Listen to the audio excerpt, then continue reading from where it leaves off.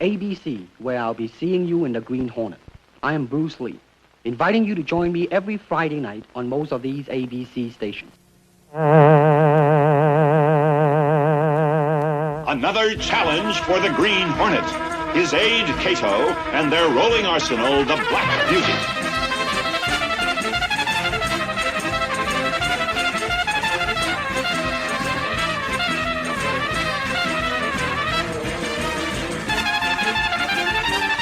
And now, to protect the rights and lives of decent citizens, rides the Green Hornet.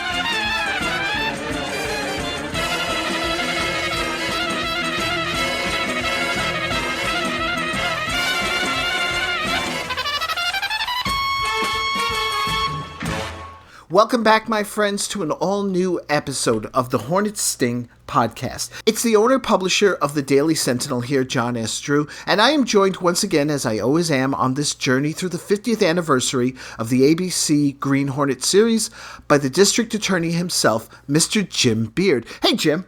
Hey, it's good to be here, but there is no district attorney in this episode, so I'm not sure why I'm here.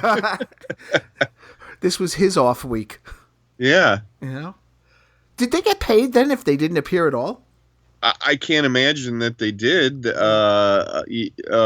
We've heard about these actors being paid per episode. It would be kind of strange to pay the guy and then not have him at all. I don't know.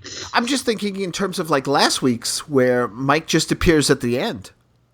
Yeah, that's a really good question. But the DA makes he gives them his money's worth in next episode. That's true.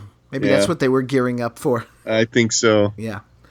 You know, before we begin this episode, I want to take a moment to talk about Van Williams. As I mentioned in the last episode, we record these in blocks, and Van's passing came as we were releasing the last episode, so we didn't get a chance to really talk about him here.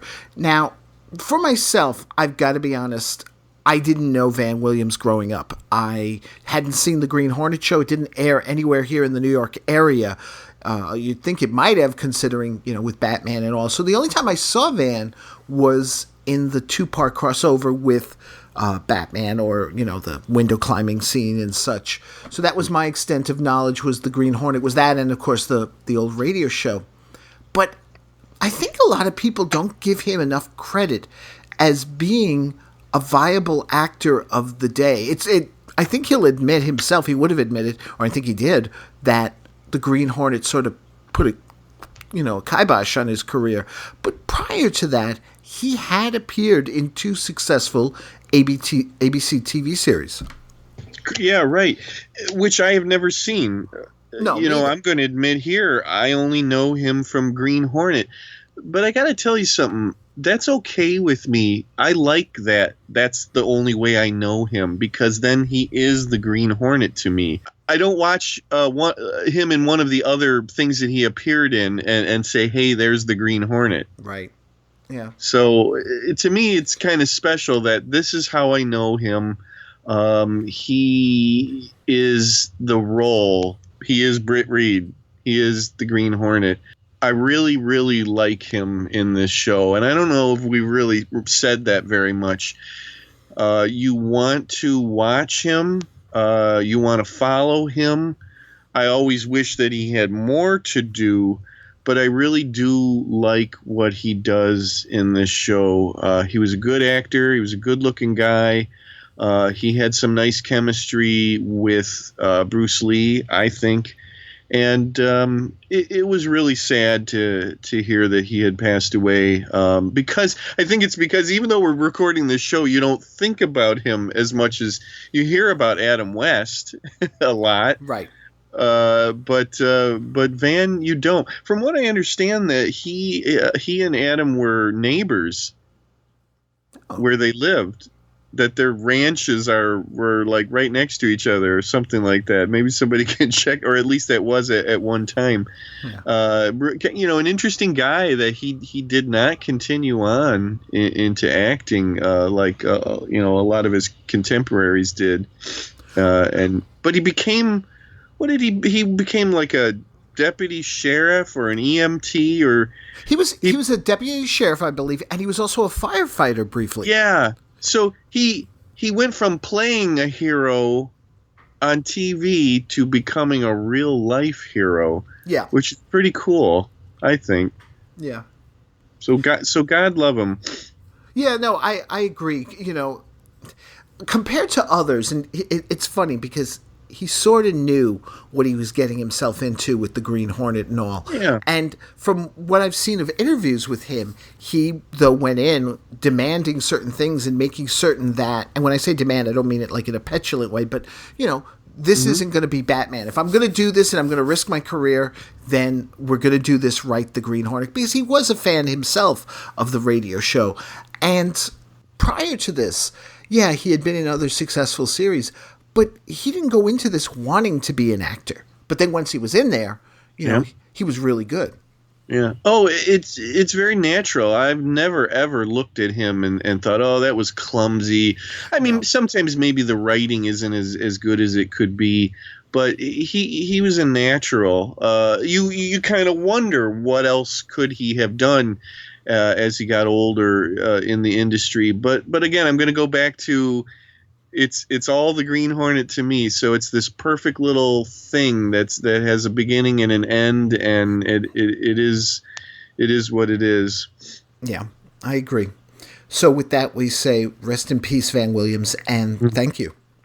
Yes, very much so. So speaking of beginnings, let's talk about the beginning of this episode. Freeway to Death aired December 16th, 1966. Again, another Ken Pettis episode. He seemed to have done numerous ones here for the Green Hornet. And so I did a little digging. And are you a Battlestar Galactica fan from the original series? Yeah, sure. I mean, I was there. I watched Galactica 1980 from beginning to end, so if that tells you something. Well, guess what? It was Pettis who wrote, he wrote a lot of television, but he wrote the Living Legend episode of Battlestar Galactica with Commander Kane and the Pegasus. Yeah, okay. Very cool. Yeah. I like that connection. That's fun. Yeah. You know, I like this episode, but I'm not exactly sure why. But I don't dislike this episode. It's funny, when it started, I wasn't really writing much notes down, but then I did start to write things down, and by the end I thought, that's not such a bad episode after all. Yeah. Yeah. Well, it's funny because this opening blends what you like and what generally happens with the show. It seems at first that it's just Mike, and that, you know, like the one where he was framed a few weeks before, that would be the end of it. But then suddenly the Black Beauty shows up, so it's like, all right, the Green Hornet's already in the thick of the action as well. Yeah. Yeah, and it's sort of telegraphed in a way, or we who've been watching this show know. You see a bulldozer and you know, okay, bulldozer versus Black Beauty. This is coming. This is going to be a thing. What else can we put the Black Beauty up against? Yeah. And actually she gets put up against more than one bulldozer. If one bulldozer is good, 3 will be great. Yeah, true. I've got to admit, though, that I like this whole opening. I did. The whole thing with Mike and all getting caught as the bulldozers knocking down the work shed and all that. But the very ending left me a little cold, because it's sort of like it's all quiet as Hornet just grabs Mike and, you know, puts him in the car and they drive off. Yeah, you're absolutely right. There's a lot of good setup in this, and there's some delivery also. Again, I have to think through this because I don't dislike this episode, and I'm trying to think of what elevated it for me. But the whole premise is good. Axford has to work with the Green Hornet, ordered by Britt Reed. Yeah. Here's a funny thing, and maybe this is one of the reasons that I like this episode, because it makes me think more about the relationships between our established characters. Britt is putting Mike in a bad position here. Mm-hmm. Casey says it, that you're stepping all over what Axford believes in, basically his life, his career. It's an interesting thing that Britt does, because I wrote a note to this extent. He's being unfair to Mike. He's putting him in a bad spot, and expecting Mike to be Mike, I guess, but he's also highlighting the bad aspects of Mike Axford. So it's just a weird position that he's in, because in the end, Mike doesn't really do anything. He's really just handed all this stuff. You kind of have to wonder how he made his name as a reporter. He is always telling us, that he was a great reporter, and now the young kids look down on him and snicker behind his back. Yeah. It makes you wonder, though, because this isn't the first time Britt's sort of, done some underhanded things in order to get, what he needs. And, it's sort of like the shame of the series is that we didn't go into a second or a third season and saw maybe, even like the district attorney and Casey both, starting to get at odds with Britt over his methods. Even Cato trying to warn, and he starts maybe getting darker and darker. Yes, if there was time in this episode, we could have very well had Casey arguing a little bit more when she says to Britt, "You know what you're doing here to Mike." Yeah, great point. If this had been an hour episode, I'm sure we might have seen something like that, and it would have fit in very well. I made a note to myself about Mike punching the guy the earlier time. when the Hornet and Cato come in and start mopping up those crooks, and Axford sees that he has an opportunity to throw a punch, and then he throws one and he hurts his hand. I don't know. I just thought that was kind of a cute scene. That it's perfectly fine for Cato and Green Hornet to punch somebody and not feel it. Right. Obviously, Mike's not used to it. Although you would think, as an Irishman, that he'd be a brawler. Yeah. Maybe he was in his young days. Well, that's the thing. I keep thinking it's like he's an older man, so I don't know. Yeah. Now, hey, how about that voice changer? Why? Why do you even bother with that? You've spoken to him in person, like on Arrow right now. He uses a voice changer when he's speaking to people directly, or on the Flash, he modulates his voice at super speed. Yep. Why? Well, number one, it's the old suspension of disbelief. We've had it in Batman too, that nobody recognizes. But yeah, the Hornet's taking a big chance. He's coming into close proximity to Mike Axford. That Axford will not recognize his boss behind this flimsy little mask. Complete suspension of disbelief. We just have to believe there's something else going on there that he doesn't figure it out. But yeah, it suddenly he does the voice changer thing when he's been sitting there talking to him in person. But what I'm more getting at is that was a scrambler in the past, that device. Oh, yeah. I don't think it did a voice change. Obviously, it can do different things. We'll put it that way. His technology is adaptable to situations. I just thought it was funny because it is really interesting. It's like, okay, why doesn't he use this more often? But he's dealing with Mike Axford, so I guess that's why. He did it. Now, let me ask you this, Jeffrey Hunter, because we haven't brought in his character of Emmett Crown yet. And we always seem to do this. We kind of gloss over the villains. We don't seem to be too impressed with them. But then this goes back to something else I read about with Van Williams, was that he was very insistent that there be none of these colorful villains that go in there, that you deal with the mobsters and the racketeers. What did you think of Jeffrey Hunter? Well, I sat up because I had forgotten that Jeffrey Hunter was in this, and the whole tragedy of Jeffrey Hunter came washing over me, and I made a little note to myself, and then after this was done, I did a little looking again to refresh my memory on things. I went to IMDb and looked him up. Jeffrey Hunter, of course, the original captain of the Enterprise, Captain Pike, yep, from the first pilot of Star Trek. He did not obviously continue on in that role. Legend has it that it was his wife that said that he shouldn't go on into Star Trek. Star Trek could have been very different had Jeffrey Hunter continued. Oh, it would have been immensely different. Yeah, it might not even have happened if they had filmed the second pilot. Who knows? Maybe it wouldn't even gotten picked up. It's really hard to say. But Jeffrey Hunter very tragically died at the age of 43 in 1969. Yeah. He didn't make it into the 70s. And I was just saying to my wife after I watched the episode, I think that Jeffrey Hunter could have gotten big. Like very big, more movies, TV series, whatnot. I think he had the looks.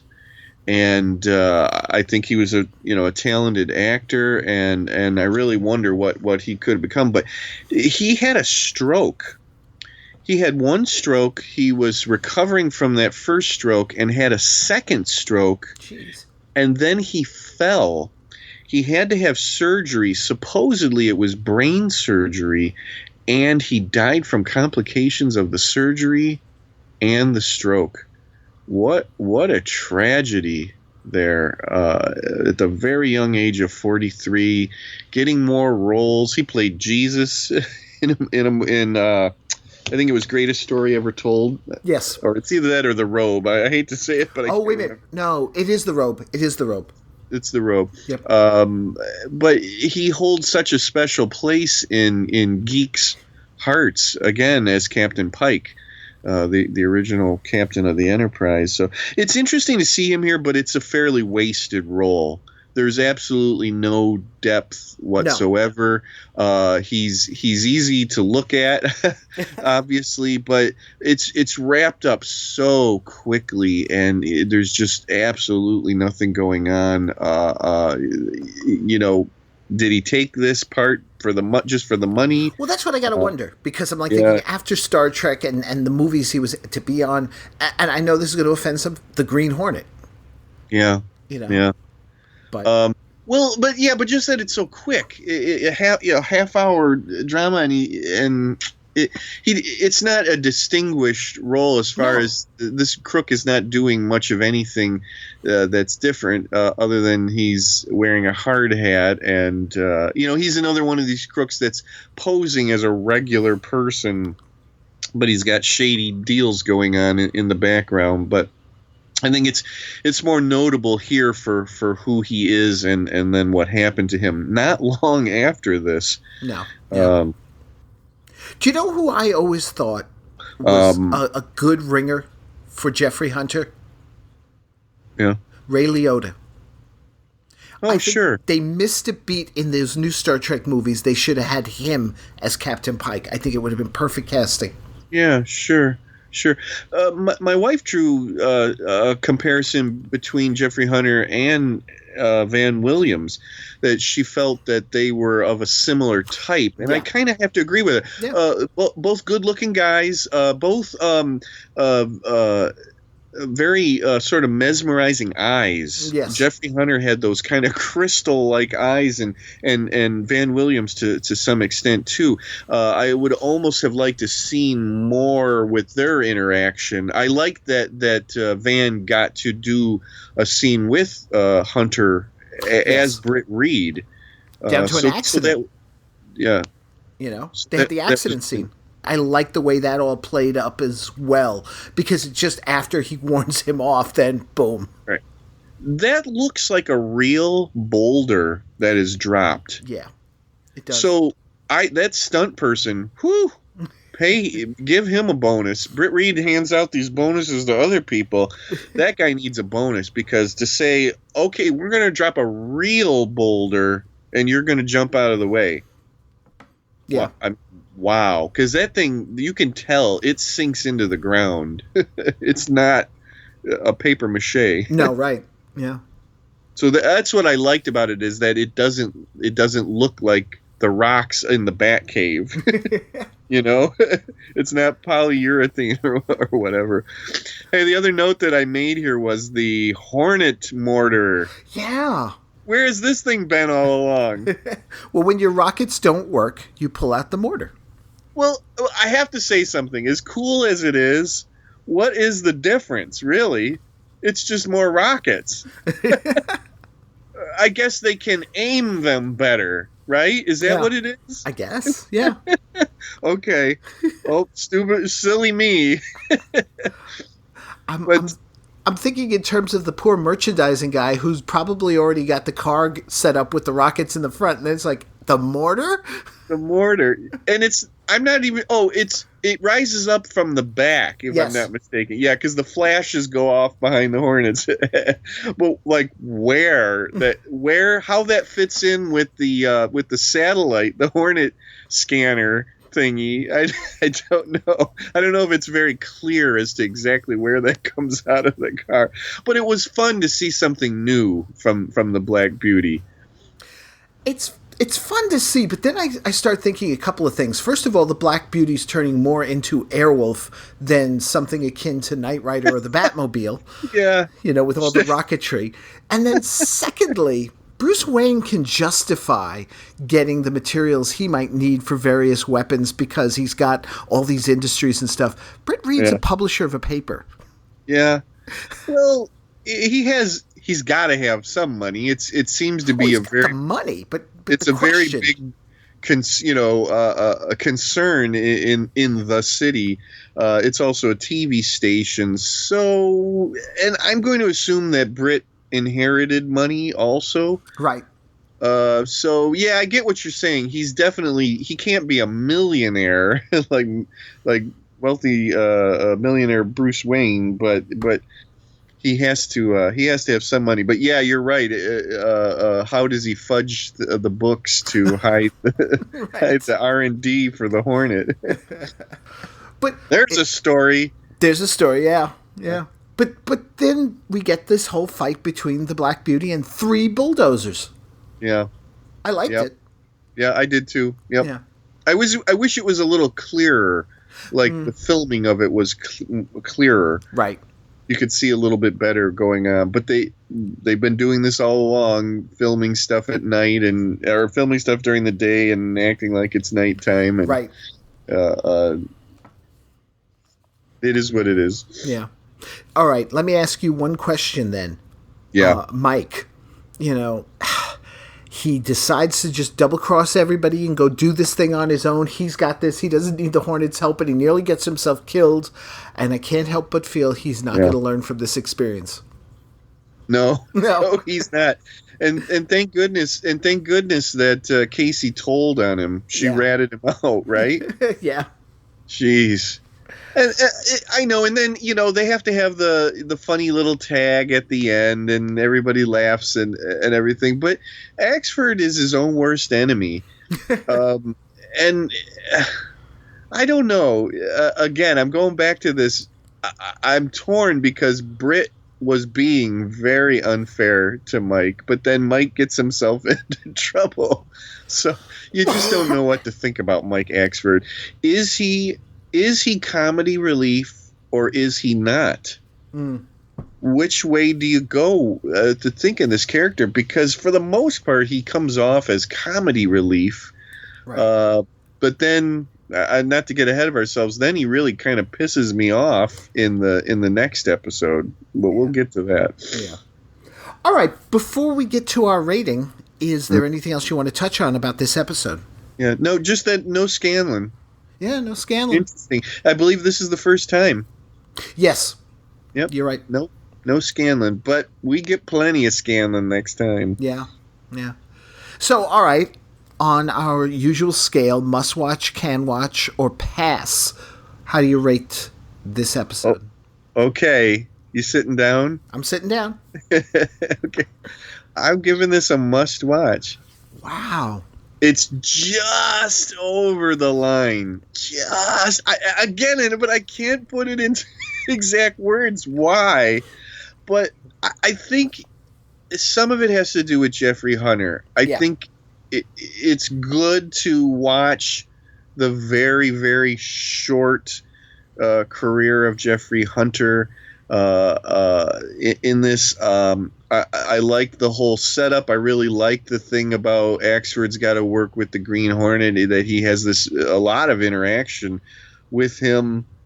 The questions that come up about the relationship between Reed and Axford and the Black Beauty versus the bulldozers, the Hornet mortar. So these things kind of all add up, and it just pushes it over into a must view. Okay, all right.